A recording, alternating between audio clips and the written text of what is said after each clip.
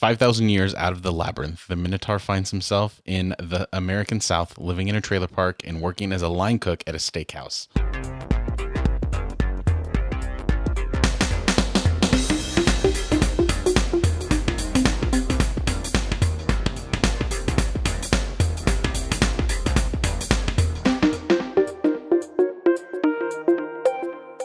Hello, everyone, and welcome once again to Irenicast. We are a weekly podcast dedicated to the exploration of faith and culture. We are your hosts. I'm Jeff. I'm Mona. And I'm Alan.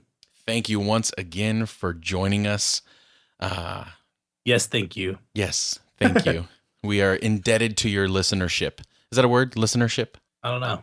I don't know either. Yeah, sure I'm it gonna is. say yes. Sure it is. Yes, it is. I'm not good with words, which is ironic because I host a podcast with words. It's called editing software. Right? Maybe that whole thing will be gone by the time everyone actually listens to this. Anyway, how's everyone doing? Good. I'd like to tell you a funny story if you'd let me. Nope. No. We will allow it, but we reserve the right to interrupt and refuse your story. Okay. So yesterday I was getting a tuberculosis test because I'm volunteering or potentially volunteering at a hospital near where I live to do chaplaincy and end of life kind of things. And so I had to get a tuberculosis test, and I went to the doctor, and a nurse was giving me the shot. I don't know if you know too much about it, but they just basically insert a bacterium of tuberculosis right underneath your skin so that they can see if your skin reacts or not. Well, she has this shot with tuberculosis in it or whatever it is, and she's going toward my arm, and she picked a spot where my arm doesn't have any hair, where it's smooth, and it happened to be right over a vein. Oh no. And she's like, the whole time, I don't know if she's doing it purposefully or not, but it feels like she's aiming right at that vein, like going straight toward it. And I'm sitting there wondering, should I say something? Should I say, hey, could you move over a little bit? But at the last second, as the needle touches my skin, she like moves it to another spot and gives me the little insertion. So I was pretty scared that I was going to get tuberculosis when I was trying to get tested for it. Wait a minute. Is the funny part coming? No, that's it. The funny story. That's funny, right? It's funny that you think it's a funny story. I was legitimately scared. What? It's almost like this nurse was just playing with me. Like, oops, oh. That's what anyway. But see, what I don't I'm know. glad you find joy in the little things in life, Alan. I absolutely do. So, but if you knew that you might get tuberculosis, why even like fret inside your mind on whether you should say something? See, that says a lot about me, right? Why would you get tuberculosis if it was under the skin versus in a vein? Like it's still exposed to your system. If she accidentally I think you don't get tuberculosis from a tuberculosis test. It just goes underneath your skin, and your skin is enveloped around it, so it doesn't go into your bloodstream or anything. But I was imagining the needle going into my vein on accident and then like injecting this bacteria into my bloodstream, and then me getting it somehow. I thought you were going to say you started just gushing blood everywhere. That's what I was waiting for that. I was waiting for blood squirting in like the nurse's face and like all hell breaking loose and blood everywhere. Yeah. That's what I was waiting for. She actually said it bleeds sometimes, but mine didn't. So if there are any medical professionals listening to the podcast, please email us and let us know how accurate Alan's fears were about getting tuberculosis if it gets in his blood vein. Probably gonna say Alan's sense of humor is. they're probably gonna say that it's some sort of respiratory. I think it's a respiratory thing, and you have to inhale it. I don't know, but I was scared, and that's traumatizing in and of itself, whether it's true or not. That's true. It's not funny though, bro. It's really not funny that you were terrified of getting a terrible disease. It was the way she was doing it was really funny. I had a similar experience at the DMV. You shot blood everywhere? You got tuberculosis? He injected you with a needle? Yeah, all of those at the same time. I was doing heroin in the... No, I'm just joking. Oh, no, but it wasn't as... But that whole idea at the end where she's just about to like poke the vein and then she goes through. When I took my permit test at the DMV, you know how like they're following the test and then they check off like you got this right, you got this right. And I think you were only allowed like 13 wrong answers or something like that. So I'm counting as she goes along, and her pen goes all the way down, and then I reach like one just before I'm about to fail the test, and her pen goes all the way up to the bottom. She puts the pen down, she looks at me, she picks up the pen, and then goes back up and marks the last one wrong, and I failed. That's awesome. That's mean, right? That's pretty jacked up. Like direct eye contact. She put the pen down and then like watch this. I'm gonna destroy your world right now by marking this answer wrong. It was devastating. Man, the DMV is like so soul crushing. On the East Coast, we call them like, I don't know, the RMVs or whatever in some states. But anyway, I did not realize that when you register for a license in a new state, that they confiscate your old license. You're not allowed to hold both. Yes. And I got my new license for the new state I live in, and they took my California license, and I teared up like a little child. I was like, what? Why are you doing this to me? I was awful. So upset. I was like, I didn't even get to say goodbye. And so I had to go back to my car and call my mom because I was so sad. Oh my. It was like so real all of a sudden that I was leaving my homeland. See, sad, funny stories. Sad, That's funny the theme story. of the day. And not only that, but it leads into a perfect transition into our conversation. Yeah, I'm pretty sure Mona just said soul crushing. Yes, right? This week we're talking about the soul and the soul. Whether we even have a soul or what the soul is. And apparently people at the DMV, perhaps, maybe from our experiences, do not have they a soul. They feed on the souls of other people because they don't have one. Wow, so that's horrible. They're people too. Well, yes. Well, that's the question we're going to answer in our conversation. So stay tuned and find out if people who work at the DMV have a soul.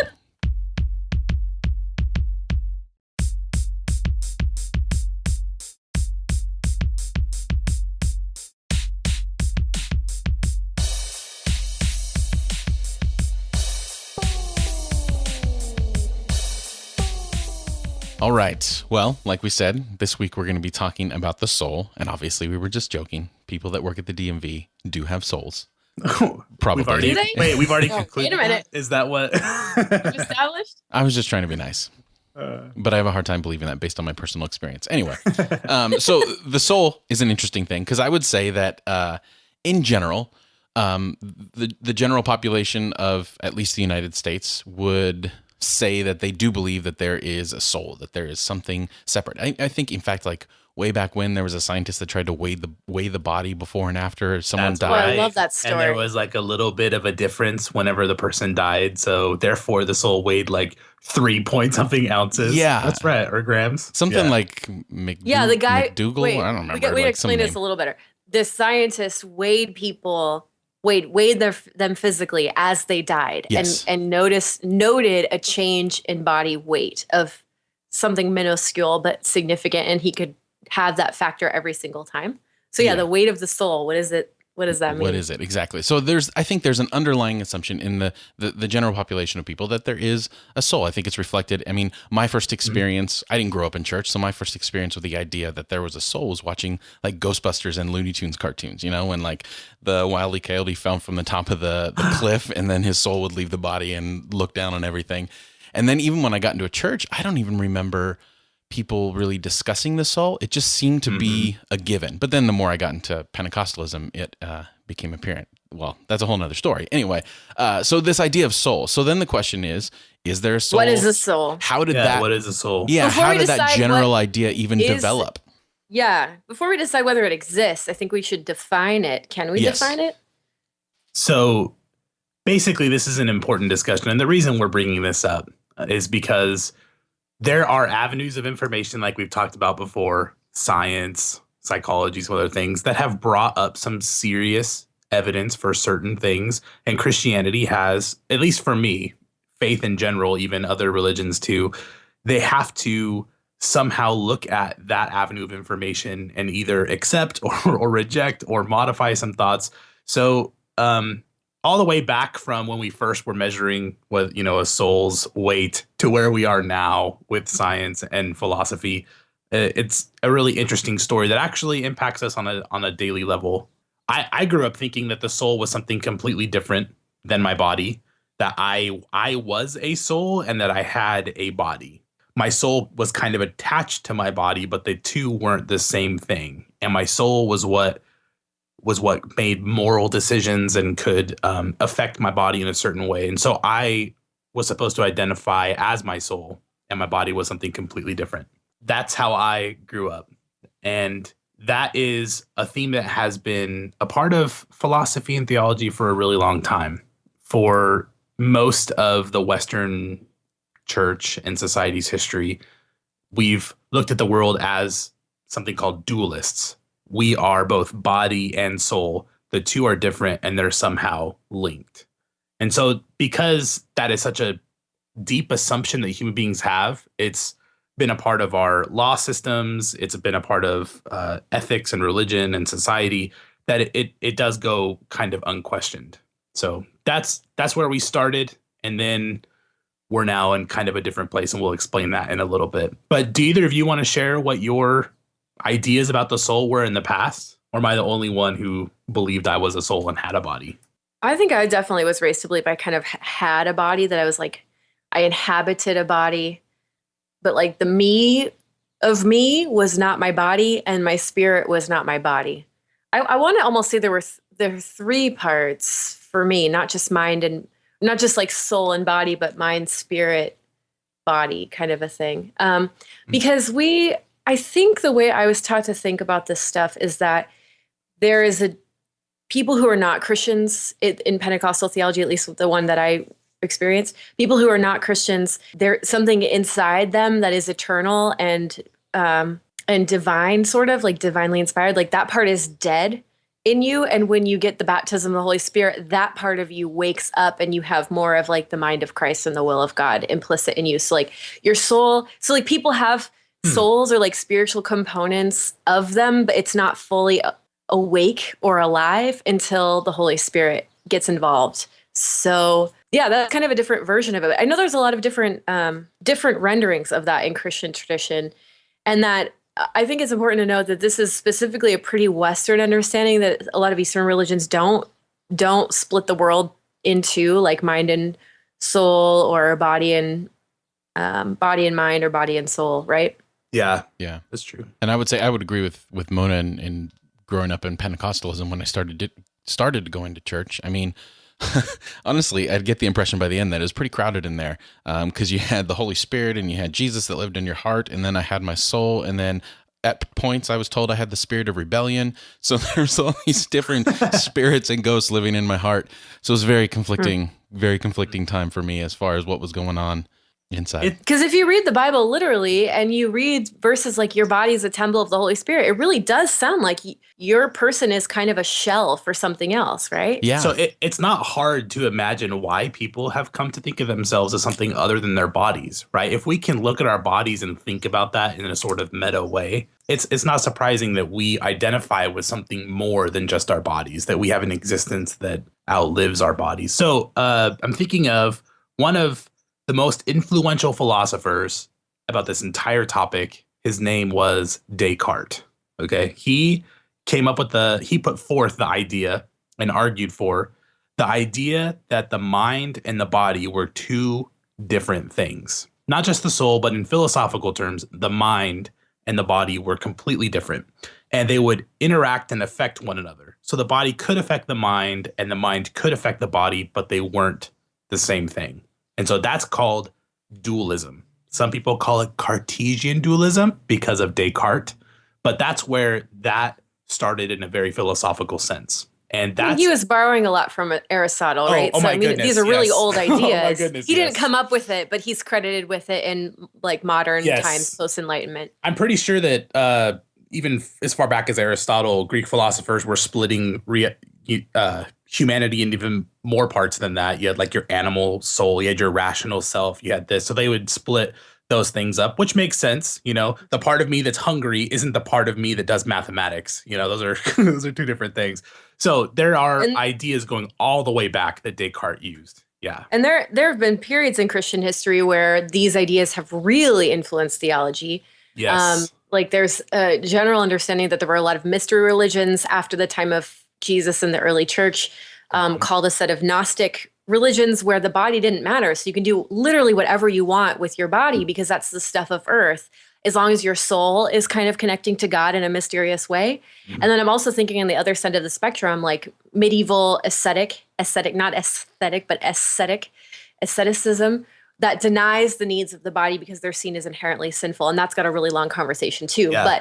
But it's this idea that you can distill the eternal parts of you that are godly And as long as your spirit in the inside of you is connected, that the outside is less important or separate. And I think it's important to note, too, that even within Scripture, from the New Testament to the Hebrew Scriptures, there wasn't a consistent thought on what the soul was, because ancient Judaism was much more Eastern in the way that it thought as far as everything being combined, where Christianity developed that dualism over time, but it's not necessarily present in all of Scripture. It's not a consistent theme. Yeah, that's very true. So Mona mentioned the Gnostics.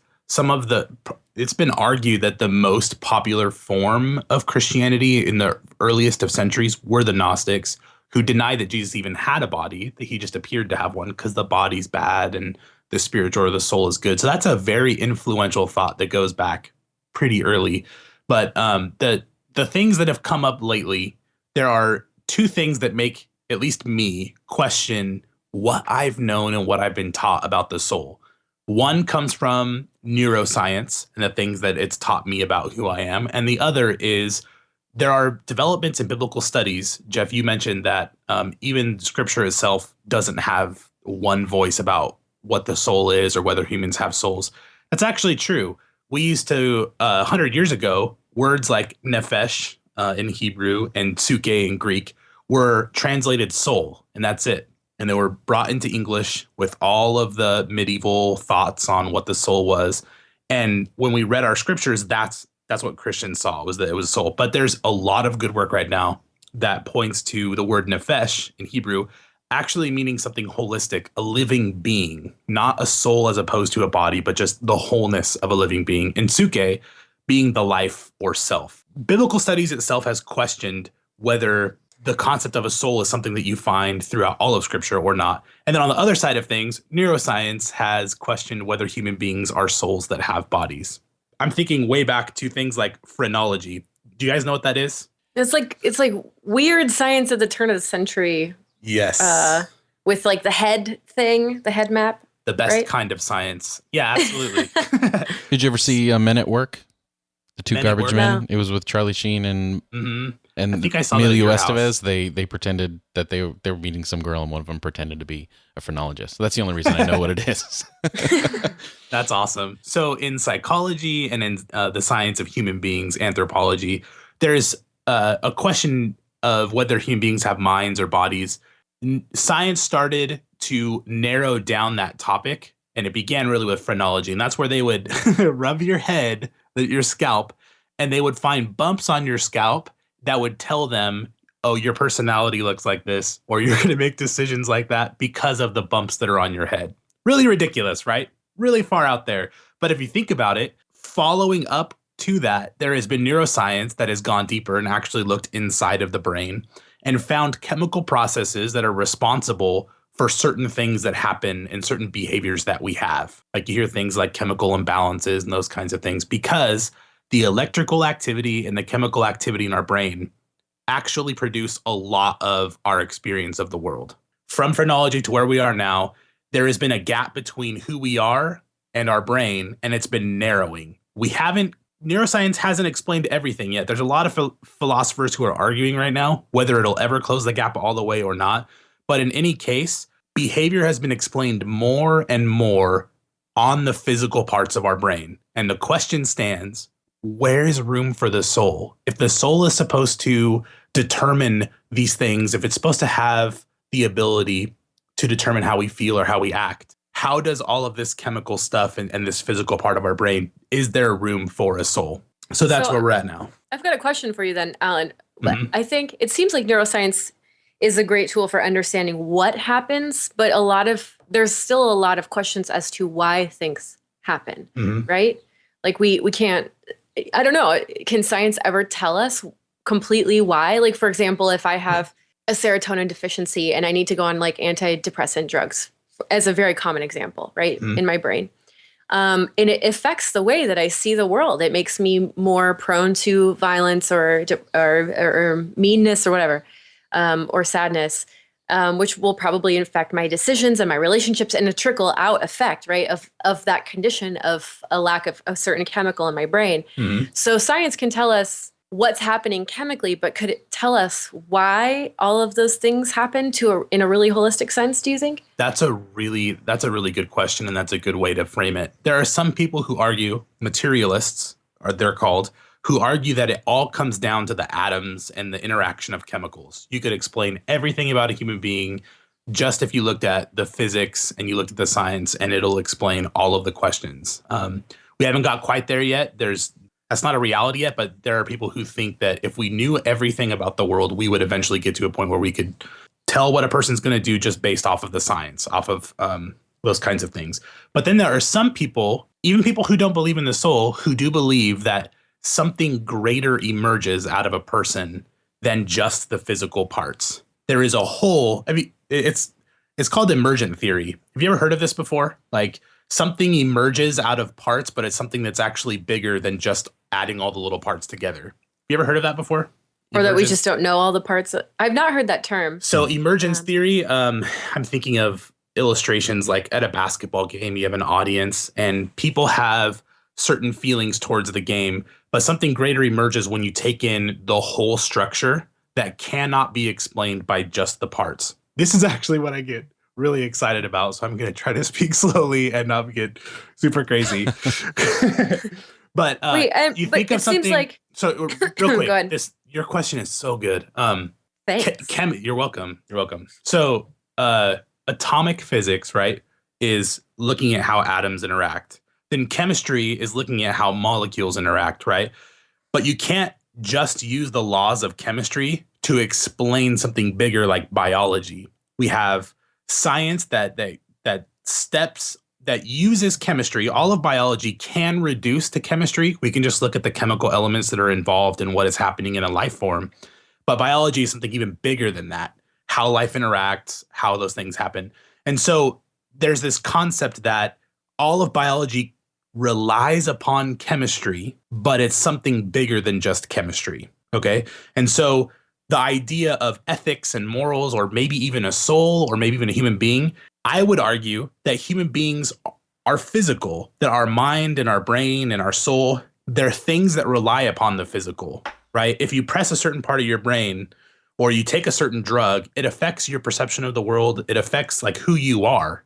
Human beings are physical doesn't mean they're not something greater than that. That something emerges that's greater than just the biology. So you have chemistry stepping up to biology, stepping up to ethics or the existence of a soul, a human being, like the why you were asking, why things happen. That would be another level that uses the lower levels, but it's beyond the scope of that. Hopefully that makes sense. Yeah. And to add to that equation, when you're talking about the question of determinism, and I guess where this conversation might be going is, do we actually really have free will? And I think so we can get into that in a sec, but in addition to all of the hard scientific evidence of how our persons, our beings are interwoven and interlinked, and like you affect one thing, there's a domino effect of other things throughout your person that have happened. But in addition to that, I mean, what I have studied in the past, what a lot of people study, are the ways we are sociologically and anthropologically determined. So how our relationships and our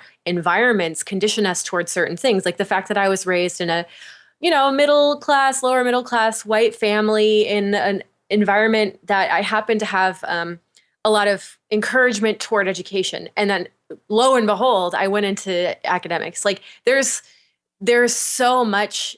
I like to do this exercise when I teach younger people about person, what it means to be a person, is I draw a little stick figure of a person on the board, on a whiteboard, and then I have everybody throw out what are the inputs into making a person. So science and biology, definitely, but also family and community and sociology and anthropology, writing all of that on the board, and then ask a student to draw a line around what is the individual and what makes up our choices. And a lot of times it's really hard for people to do that. Yeah. Mm-hmm. So is that getting us off topic, Alan? No, it's not, because one of the questions is, if we don't have souls, it was really easy back in the day when, before neuroscience brought these things into question, we could just say, oh, the soul has free will, right? Our actions are not determined because the soul could do it. But now, if we don't have a soul, one of the first questions is, do we have free will? I don't think it has to be. I don't think it has to be an either or. See, my problem with all of this is we feel like, so philosophers, everyone, they came up with this idea of the soul, and it came from somewhere, and most likely it came from some kind of personal experience where there's something more inside of me. I feel conflicted or whatever. There must be some other being inside of me. So the things that cause someone to believe or begin to formulate the idea of a soul, those things still exist. We just have new names for them. So I don't think we've disproved that there's no soul. All we've done is explained with new language what used to be called the soul is. You know what I mean? Like I always hate I move away from this idea that, and I think it happens a lot of time, that for some reason, if we have a scientific explanation for some mystery, then it's no longer great or miraculous or anything like that, or it's no longer a miracle. But I don't understand why it has to be that way. Like, to me, the brain, to have tangible, like, even though we're just scratching the surface of it, to have tangible, like, data on how that works, to me is much more miraculous than this mystery soul that's out there that I don't have really explanation for except for my personal experience. But now my personal experience matches up with something physical and tangible. To me is much more miraculous than mystery, if that makes any sense. There's a lot of Christians who move in that direction, who look at the natural phenomena as something amazing and not something that's bringing it all into question, but is something that's good. And I think I'd go in that direction too. I do know, and I do want to say, I was a student at Fuller, and there is a professor there called Nancy Murphy, and she is not someone who believes that human beings have this other substance, the soul. Instead of a dualist, she's actually a monist, and that's a word that describes someone who believes a human being is one whole thing, not these two separate entities that are connected. And she actually makes a lot of philosophical arguments for the fact that human beings can still have a sense of free will, even though the physical components, the smaller components of human beings, set the rules as to like what we could do. We can't just fly if we want to, right?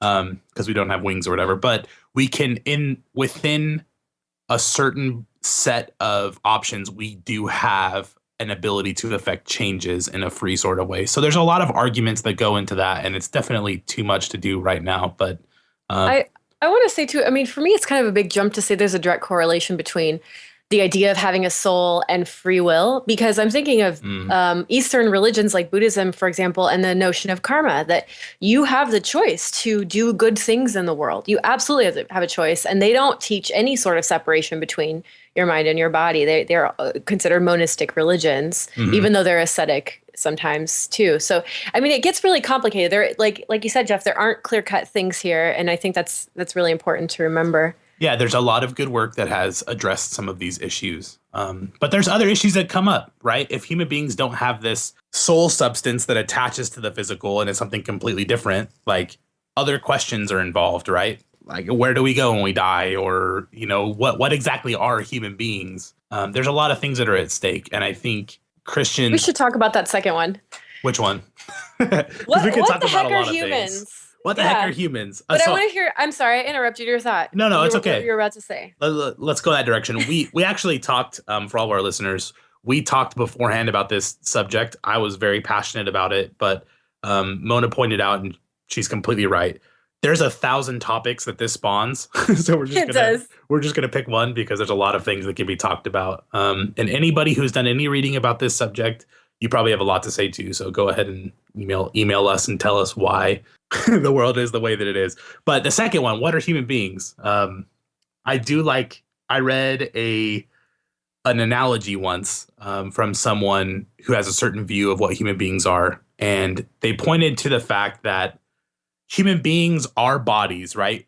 We share every single piece of our body is a part of who we are. That's what makes a human being. But we are not just our bodies, in the sense that you have a statue, right? And I think I've told both of you this before. There's a statue made of bronze. And you could say that, so that statue shares all the same atoms as that lump of bronze. You could look at it as a lump of bronze. But when you melt it down and you just make it into something else, just like a lump or a bar or whatever, it's no longer a statue.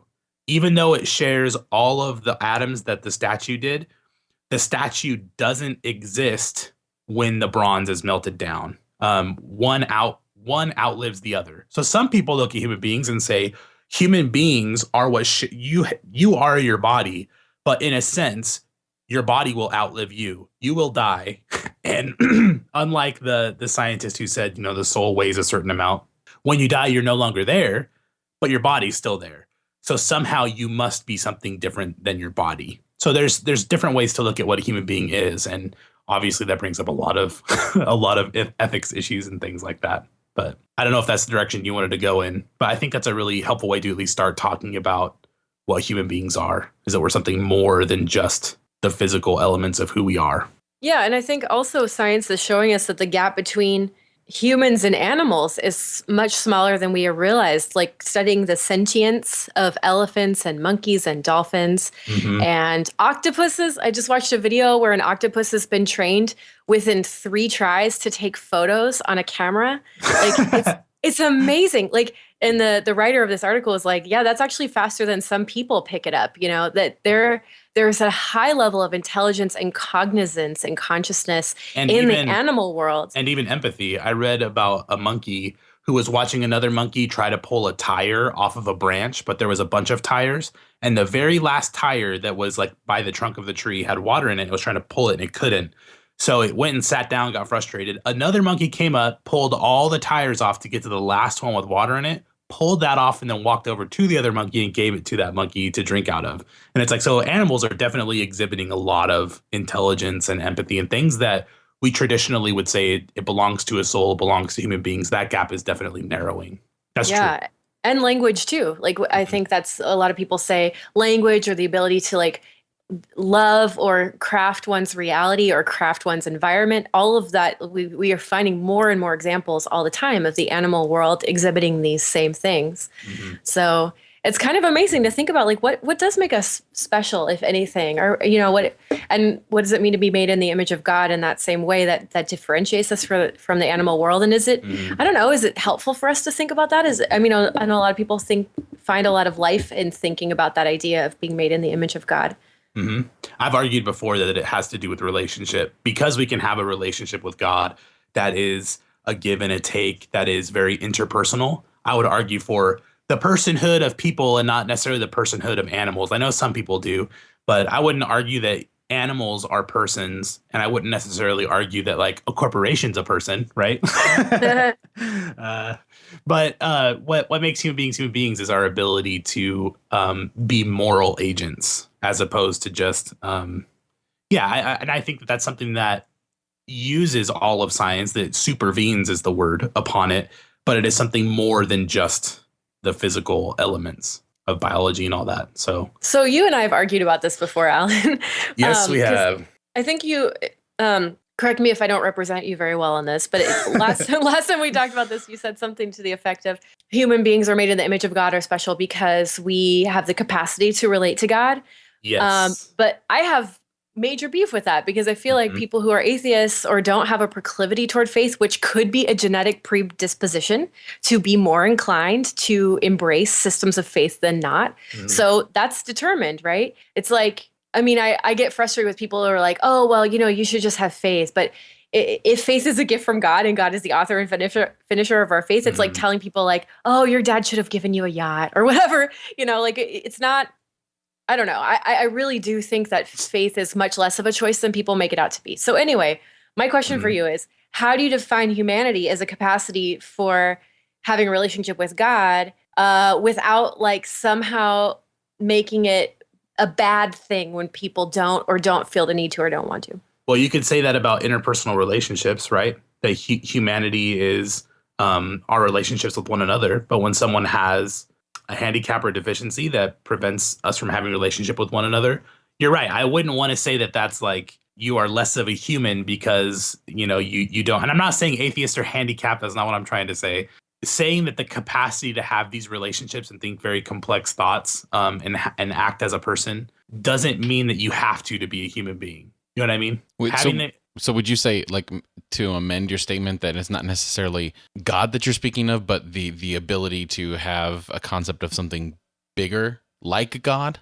Or do you think God as you understand it? I would say it's I don't have, I'm not a philosopher necessarily, and I'm not a neuroscience either. So talking about these topics, I don't have hard and fast definitions of exactly what human beings are, but having the ability to think about complex, like very complex ideas, is something that is unique so far as we know to human beings. And so I would say if I met another sentient life form that did have the ability to do that, I would regard them as a person, which is actually kind of important, right? Because NASA just came out saying, did you hear about that chief scientist who said by 2025, it is very likely we'll find alien life in the universe? I know it's probably a different topic, but it's pretty cool. And Mars, they just found water. And so say we discover an alien who is not a human being, who does have the capacity to think very complexly and think about ideas, and does have the equivalent ability of a frontal lobe to like regulate inhibitions. Yes, yeah, and to have interpersonal relationships.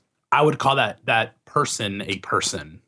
Wait, interpersonal relationship. I'm getting caught up on some of the language because I'm thinking like Sure. like tribes of monkeys or like buddies, Yeah.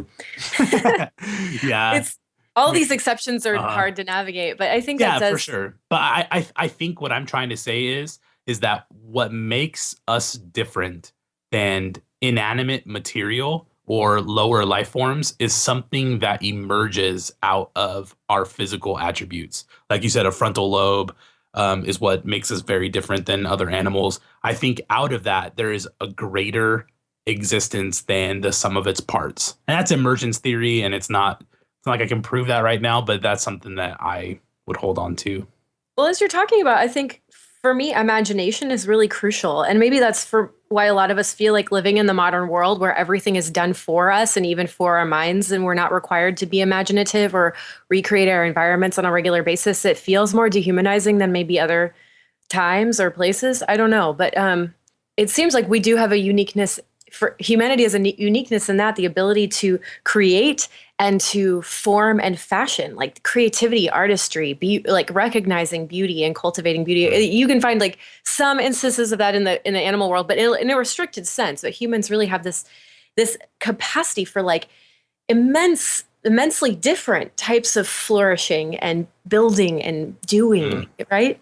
Yeah, and so I want to speak to, there's a chance that there are people who are listening to this conversation who have never really thought about whether the soul exists or not. It's just a given.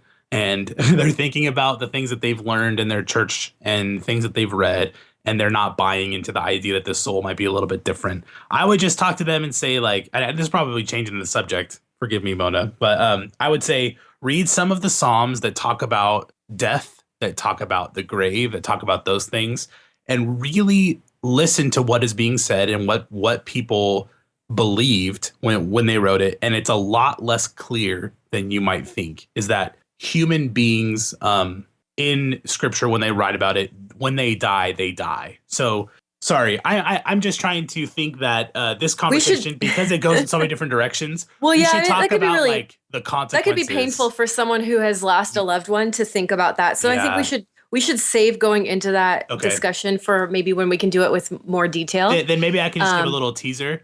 I thinking about this in seminary and talking to some people who have done some really good work on this. Things like the resurrection, things like a bodied existence after you die, those things are actually served by the idea that we are our bodies and not necessarily that we are a soul. That does not destroy Christian thought or theory. How so? Well, the resurrection itself, that your body you're going to be raised in some body existence. What if you're cremated? Okay, so God is big enough to put that puzzle back together again. Just, All right, okay, all right. There's a really good theologian, Catholic scientist who is I think he's an astrophysicist, John Polkinghorne. That's a lot of things that he is. He is, yeah. He's like a Roman Catholic priest. He was a very renowned physicist, and he made the argument that it's possible that the universe is going to die a heat death, that everything's just going to keep expanding, all of energy is going to dissipate, and eventually the universe will die. And then God will resurrect us in the sense that God will recreate the universe, and God's memory is very good. And we are retained in some sort of fashion in God's mind. And so when God recreates us with our information bearing pattern, we are recreated in a sense in our bodies in a new world. And so there's ideas about the resurrection that are very dependent upon God. And yeah, there's problems. Some people would say, how can you tell if you're the same person when God has recreated you, not some sort of duplicate? Like, if there is nothing that survives your body when you die, like there's questions to bring up. But oh yeah, you could speculate about that kind of stuff all day. Yeah. But so why I think this topic is important, if I could just throw my 2 cents in, is that I was told in my life that I was different than my body and that I had a body.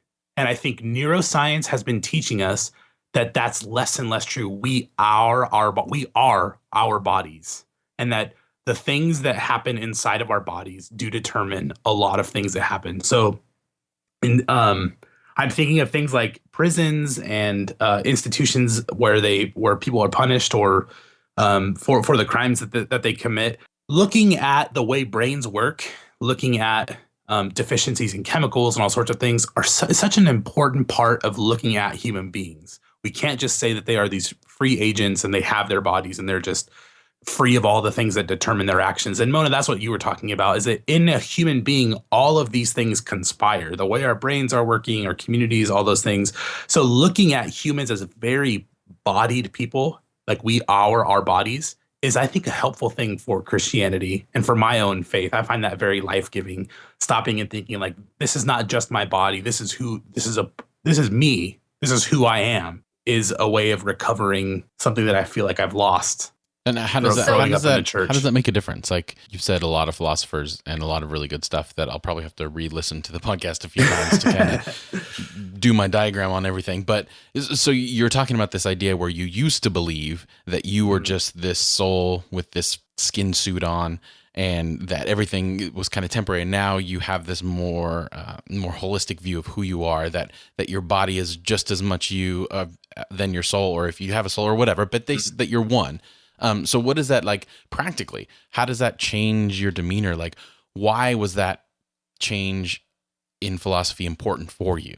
And maybe this is super personal, but growing up in youth group and then becoming a youth pastor, I'm not saying all Christians have thought this way, but for me personally, I read things from Paul, I think, and then from other people who have written after the fact, that like investing in your soul is more important than your body. Have you guys ever heard of that before? Like hearing those things. And then now that I'm seeing that there is a linkage between my body and who I am and the way I act, like I can't afford to just say, oh, I'm going to invest in my soul and not in my body, because those two things are connected. And I don't ever want to just say all I am is a body, but I want to be able to say that I am a body in a different sense. Like this, I don't want to limit people just to their bodies, right? Or, someone's handicapped doesn't mean they're less of a person, or whether I'm deficient in some way doesn't mean I'm less of a person.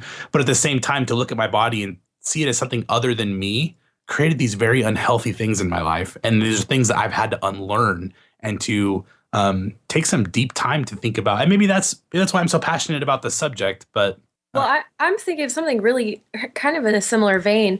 Fasting was a really big emphasis in my growing up, my church community. And this, at least the way it was taught to me, and I know there's lots of different ways to look at fasting, but the way it was taught to me was that we have to get our bodies out of the way and deny them for a while so that we can focus on God. Like we have like cleaner access somehow. Yeah. Like without the fritzy wires of our body just distracting us, which never understood that, because fasting is one of the most distracting things to possibly do. So I think there's actually a scientific explanation for that. But yeah, go ahead. Okay, well, I think we've had enough scientific explanations. No more science.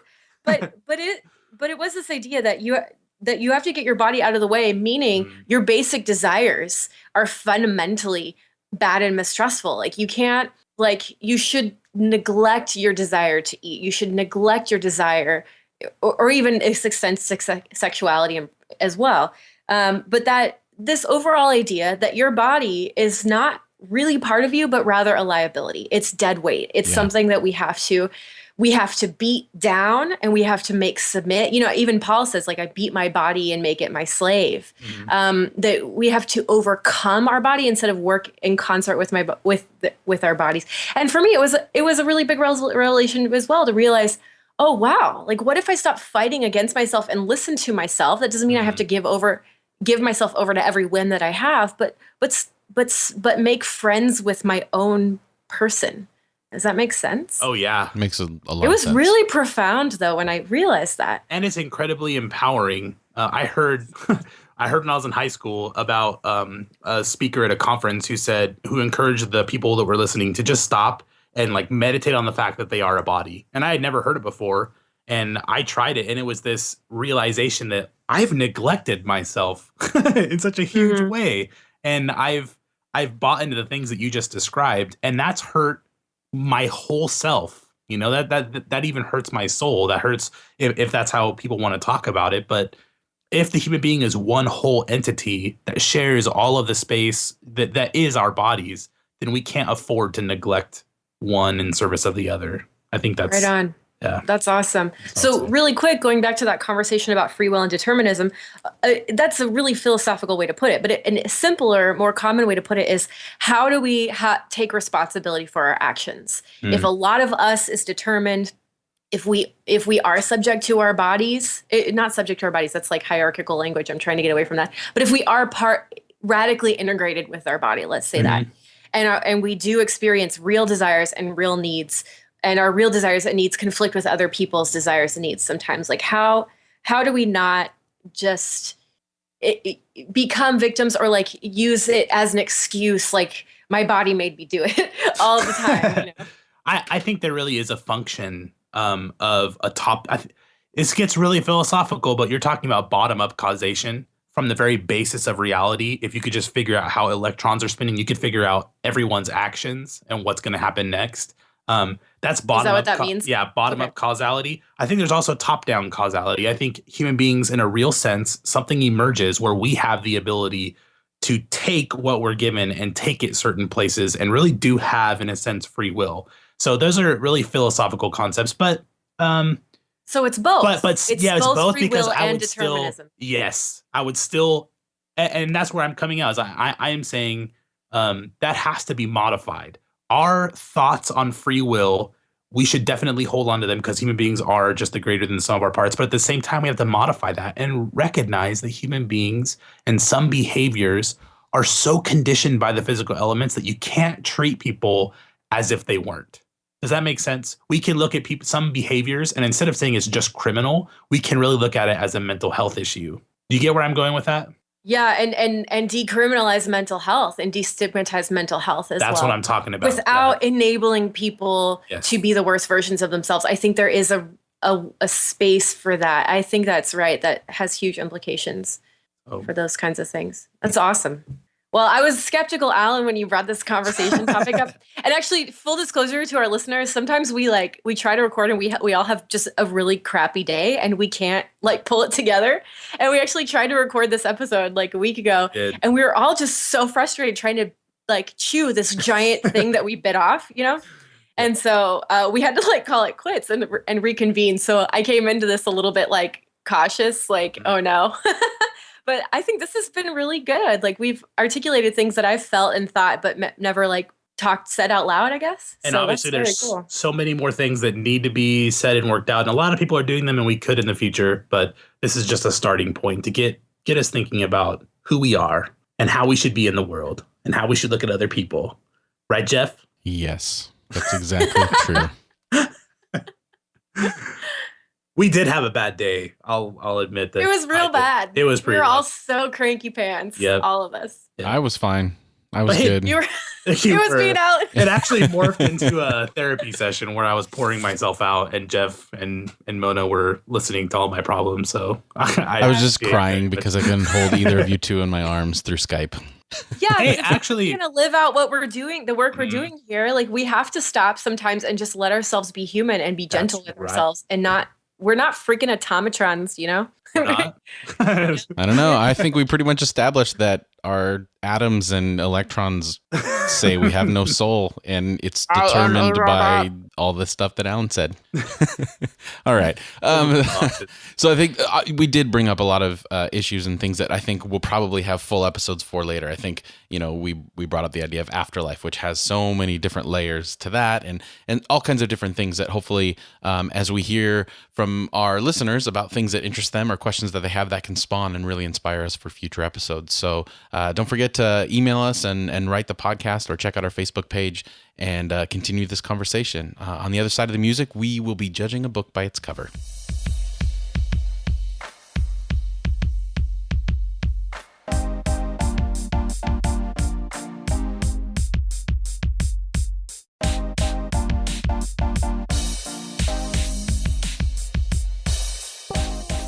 All right, so this week we are going to play a little game called Judging a Book by its Cover. And essentially what's going to happen is we've all come up with 2 book titles, although Mona, I think you have 3. And the other 2 have to guess what that book is about based off of the title. Sound about right? These are real books. Yes, these are real book titles. So these are book titles we found, written by real people. By whatever means we found them.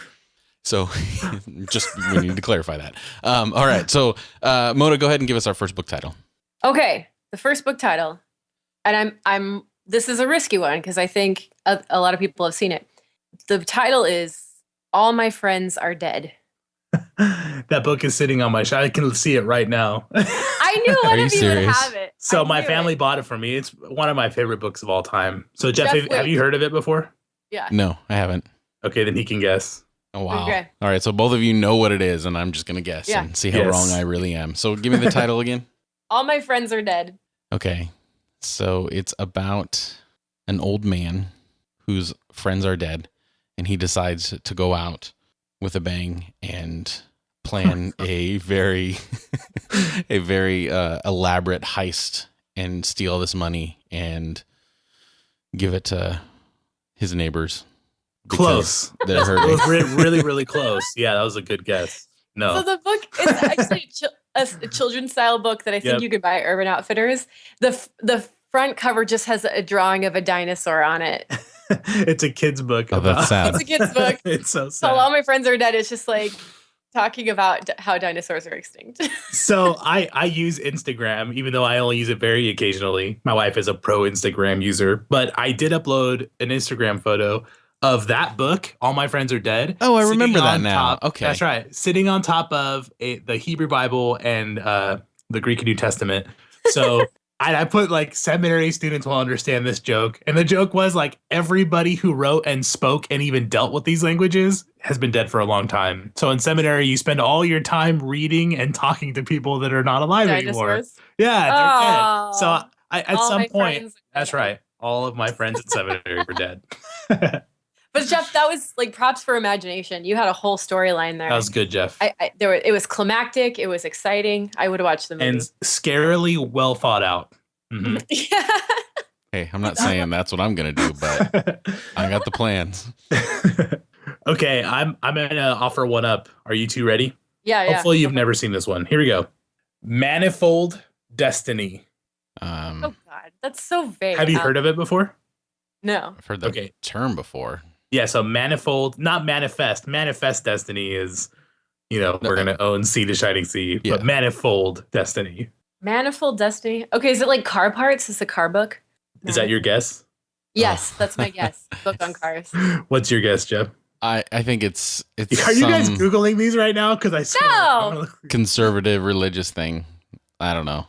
Okay. It's actually the one and only guide to cooking on your car engine. Oh, I was so close. You were. That is. It's how to cook meals on your manifold on your car. Really gross. And I don't want it. I'm from the mountains. Okay. I don't want it. I think that's more of a south, not a mountain thing. Anyway. I don't know, man. Hey, where I grew up, people were like, "That's California." Yeah, it is. Wow. Okay. Jeff's turn. Does it have pictures? Because I'd like to see those. It does. All right. I'm going to check it out. All right. So mine is The Minotaur Takes a Cigarette Break. That sounds like a very philosophical book. God. I was imagining a Minotaur smoking. I seriously have no ideas. Is that terrible? I don't know. Is it a comic book? Okay, no, it's not a comic book. My goodness. The Minotaur Takes a Cigarette Break. I don't know, other than a Minotaur taking a cigarette break. I can't think. I think it's such about a Minotaur who takes a cigarette break. Yeah, it's such a powerful picture that it's swallowed up the rest of my reality. Paid for by the tobacco lobby. No, seriously. Ooh, maybe it's about smoking on Wall Street. No, that's a bull. It's about presidency. That's all I'll say is it's about someone's presidency. Okay. Oh. Yeah, I got nothing. What is it? Okay, I'll read the description. 5,000 years out of the labyrinth, the Minotaur finds himself in the American South, living in a trailer park and working as a line cook at a steakhouse. No longer a devourer of human flesh, the Minotaur is socially inept, lonely creature with very human needs. But over a 2-week period, as his life dissolves into chaos, his broken and alienated immortal awakens to the possibility for happiness and the capacity to love. He found his soul.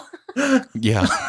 I actually really want to read this. So it's That's a perfect. it's like an earnest novel, Yes. an earnest work of fiction. It really is. Oh my God. That could either be Ernest. really amazing, but probably really not. Probably really bad. That was probably the best part of the whole book was the description. I actually subscribe to horrible. There's a book dealer on Facebook. You could look it up. I think it's Inglewood Book Reviews. And they tell us whenever books are on sale on Kindle for like 50 cents, there'll be these amazing theologians and philosophers. And so they'll post things. But they always run a yearly bad book titles and covers thing. So there's all of these bad book covers. It's pretty amazing. I don't know why I thought of that just now, but there you go. Okay. So I have my book. My next book, Jeff, is so similar to yours. It's hilarious, but it's called Bodybuilders in Tutus. Is it about... So I think it's about a bodybuilder that secretly wants to be a ballerina, but is afraid of the rejection he'll get from his bodybuilder friends. Pretty sure it's like a 90s movie, right? Isn't there like Hulk Hogan or someone? And oh, yeah. Well, it's not about that. But no, I mean, there's a Hulk Hogan movie called The Nanny where he dresses up in a tutu because he's babysitting a kid. Right. That's what I'm thinking of. I thought it was The Rock as the Tooth Fairy. That's a different one. That's not the 90s, though. That's a different one. You're right. That's not the 90s. Oh, I forgot. You're very deficient in that. Okay. Wait, what? Excuse me. You're deficient in 90s movies watching. You told me you were sheltered, right? No. Sheltered and deficient. I'm just going to say it. Right? We're trying to make up for last time. I have seen Goonies. Right? That's right. Get off my ass. Okay, Bodybuilders in Tutus. It's about spies who are in the ballet. That's my guess. Oh, that's great. Russian spies, maybe? Yeah, Maybe. I don't know. It's about guerrilla marketing tactics, business boosting observations that are obscure. Nice. So it's like ways to build your business and get attention. Interesting. Yeah, I guess. All right, Alan, you're up. All right. This is my last one. Still stripping after 25 years. Have you seen this? No. You didn't? Jeff, did you? No, but I'm thinking online? about woodworking. That it's like that was one of my. sort of a thing. I know what that one's about. That's one of my titles that I was going to use as a default. I figured you might. How funny! It's so compelling. It is. It's pretty amazing. If you don't mind, I'd like to say what it's about. Well, so Mona, what was your guess? I said it's about woodworking, like a this old house kind of a thing. That's really close. Is it? Go ahead, Jeff. It's still stripping after 25 years, and it's about strip quilting. So it's a old lady on the cover, and she's talking about all the quilts that she made. Still after 25 years.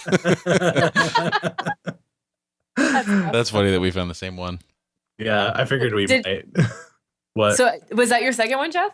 That was Alan's second one. Here's my Was second that one. your second one? Oh, yeah, you got This is default in case you didn't. That was I had some backups just in case. Yeah. But yeah. So, all right, mine is The Monkey's Raincoat. The Monkey's Raincoat. I'm thinking of Curious George because he wears a raincoat. So I'm gonna say that it's gonna be meta. It's about writing children's books in general, about the literature or something, or the politics around it. I'm just thinking about how monkeys are not sensitive to moisture in general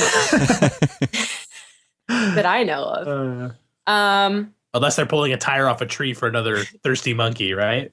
Apparently. Yeah. Well, okay, so Jeff, since your last example was like a piece of weird fiction, I'm going to go with like a monkey who hangs out in like public parks wearing a raincoat and everyone's afraid of him because he looks like an exhibitionist, but he's just a monkey who's afraid of water. He's just doing his thing, you know? Or like Curious George grows up and becomes a drug addict. He becomes a creeper. Yes. He's a little too curious. I will say, I would buy that book. He's a little too curious. He wants everyone else to be curious. Oh, okay. That is awesome. What's it about, Jeff? It is about a lady whose son and husband are kidnapped, and she hires a private detective. And then she finds out who kidnapped her son and husband, who eventually killed her husband. And it's a former matador and crime boss who she kills. And then she finds her son. Spoilers, by What the way. the hell? Where are you getting these? Hey, I put some work into this game. You did. He had to Wait, because When you said Matador, I thought for a minute you meant Minotaur, and I was like, how did you write 2 novels about Minotaurs? Listen, I'm a Minotaur enthusiast, and right. Okay, All I right. have the last one, and I'm not gonna lie, I think this one takes the cake a little bit, but we'll see what you guys think. Yep. The book is called The Benefits of Farting Explained. So you have to tell me not only what it's about, but also about when it was written. I bet it was 1915, and it's about digestion or about how etiquette hurts. Wait. So I heard an old how etiquette hurts? Is that what you I said? heard like an old tale. I forgot where I heard this. Maybe when I was a little kid. Do Etiquette your I was farts watching a hurt, movie. Alan? I gotta No, understand hold on. where that came from. No. So this Only is his so impolite deep in parts my hurt. brain. I feel like all of these segments, it eventually taps into this weird part of my brain. So when I was a little kid, I heard someone on a movie or in a TV show explaining that holding your fart might actually be appropriate in a certain situation. It must have been Bill Nye, but it's actually bad for you. So go ahead and let it out. Don't hold it in because it might hurt you. Sounds like a really like- weird episode Oh, of Sesame Bill Nye. Street. I think it was like Yeah, really, I think that's- maybe Sesame Street. It might have been that. Remember a public service announcement? Like The more you know. Lamb chops or something. I don't know. Hey kids. Does lamb give you gas? Because that would be really ironic if it was. Wow. So I'm gonna say it was written. Cookie Monster. Too many cookies. I'm gonna say it was written about etiquette in the 20s. Okay. Okay, I'm going Okay. to say it was written in the 90s, and it's one of those preteen books like Diary of a Wimpy Kid or whatever, and the farts Everybody is poop. some metaphor for awkward adolescent stage before junior high. Hmm. Okay, those are both pretty good guesses. However, the real truth is that it was published, I swear to God, in 1722. No way. Yes, actually by Jonathan Swift, but he published under a pseudonym of Don Fartinando Puffendorf, professor of bombast at the University of Krakow. Did you say Jonathan Swift? Jonathan Swift, it's a parody. That is so on- awesome. He's amazing. So awesome. So the book is a parody on a book called The Benefit of Fasting. So he wrote The Benefit of Farting, but That he's is parodying so The Benefit cool. of Fasting, which is a chapter in The Rule and Exercises of Holy Living by a bishop named Jeremy Taylor. So just trolling. He's like the original troller. He right? is. He actually, Troll. I'm pretty sure it was him. He wrote for English people how to cook Irish children. He wrote a cookbook. Yeah. I remember reading Yeah. that, and it was, wow, that is really cool. Isn't that so good? Yeah, it takes the Benefits cake. of fasting explained. I'm just more Yeah. blown away that they were using the term fart in the 1700s. Yeah, right? Yeah. Yeah. I thought that was a He- relatively new invention. Maybe there's a Yeah, different he word for argues it. all kinds of like ridiculous things. Well, all the things that she Um, described in that description are very still modern ways to describe farts. Yeah, true. Mhm. So he proves, apparently, ostensibly proves in this work that the suppression of farts leads to Quakerism and enthusiasm, the excessive talkativeness of women. That Wow. is so good. A fart, though wholesome, does not fail, if barred of passage by the tail, to fly back to the head again, and by its fumes disturb the brain. Thus gunpowder confined, you know, sir, grows stronger as 'tis rammed the closer. But if it in open air it fires, and harmless smoke, its force expires. Only the Irish. I'm Irish, so I know. This is good stuff. Wonderful. All right. Well, thank you for joining us this week and supporting the show. We'll have a question for you tomorrow on Wednesday. And if you haven't yet, rate, review, or subscribe through iTunes and Stitcher or wherever else you get your audio content. Email us at podcast@irenicast.com. Follow us on Twitter @irenicast or like us on Facebook at facebook.com/irenicast. And also don't forget to check out our blog, irenicast.com. So for this week, I'm Jeff. I'm Mona. And I'm Alan. Thanks for joining our weird conversation.